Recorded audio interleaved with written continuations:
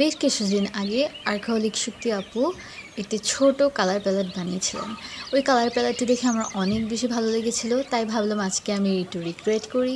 এই কালার প্যালেটটি আমি দুইভাবে বানাবো, একটি মাটি দিয়ে, অপরটি ক্লে দিয়ে। এই যে আপনারা দেখতেই পাচ্ছেন, প্যালেটটি বানানোর জন্য আমি প্রথমে মাটিকে রুটির মতো কেটে নিয়ে তারপর এটাকে শেপ দিয়ে নিচ্ছি।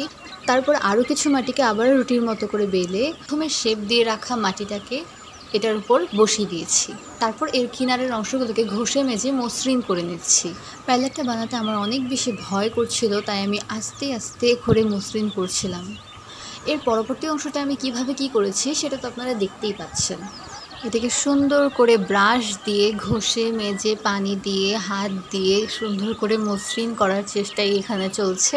আমার এই মাটির প্যালেটটার কাজ প্রায় শেষ। এখন এই প্যালেটটা ক্লে দিয়ে বানাবো। আগের প্রসেসটাই ফলো করে আমি এই প্যালেটটিও বানাচ্ছি। শুকানোর পর পরবর্তী ভিডিওতে রং করেও দেখাবো। আজ এই পর্যন্তই। আল্লাহ হাফেজ।